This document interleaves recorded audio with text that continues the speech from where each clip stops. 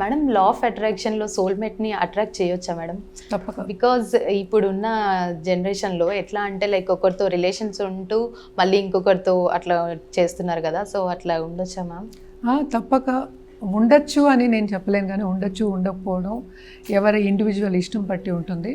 But జనరల్గా అయితే సోల్మేట్ని attract చేయడం అయితే తప్పక లా ఆఫ్ అట్రాక్షన్లో మనం చేసుకోవచ్చు. అంటే ఏంటి, మళ్ళీ మేనిఫెస్టేషన్ టెక్నిక్స్కే రావాలి, కరెక్టే. కానీ సోల్మేట్కి ఎందుకు అట్రాక్ట్ చేయాలి అనేది మోస్ట్ ఇంపార్టెంట్ క్వశ్చన్. ఎందుకంటే ఈ కాలంలో ఏంటంటే ప్రాబ్లమ్ ఆఫ్ ప్లెంటీ అనేది ఒకటి జరుగుతుంది. అంటే ఏంటి, ఆకర్షణలు ఎక్కువ అవుతున్నాయి. అంటే ఈజీగా, ఇప్పుడు నువ్వు ఇందాక అడిగావు, దానికి సింపుల్ ఎగ్జాంపుల్ చెప్పాలి అంటే, కాలేజ్లో ఒకరితో రిలేషన్షిప్లో ఉంటారు, లవ్ మ్యారేజ్ చేసుకుంటాం అనుకుంటారు, అది బ్రేక్ అవుతుంది, తర్వాత ఇంకోళ్ళని అరేంజ్ మ్యారేజ్ చేసుకుంటారు. అరేంజ్ మ్యారేజ్ చేసుకున్నా కూడా ఆ లవ్ చేసిన అబ్బాయిని మర్చిపోరు కదా.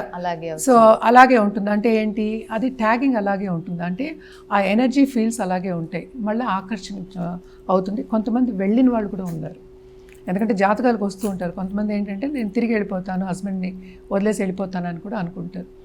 కానీ ఇక్కడ మోస్ట్ ఇంపార్టెంట్ ఏంటంటే, నీకేం కావాలో నీకే తెలుసు, పక్క వాళ్ళకి ఎలా తెలుస్తుంది? నువ్వేమో కాంప్రమైజ్ అయ్యి, నీకు కావాలి అన్నప్పుడు కాంప్రమైజ్ అవ్వరు.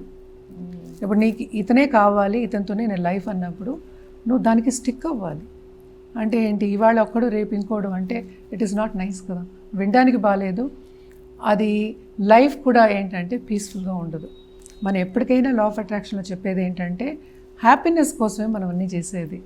ఇది ఒక ప్లే గ్రౌండ్ అనుకుందాం, మనం ఉన్నది ప్రపంచం.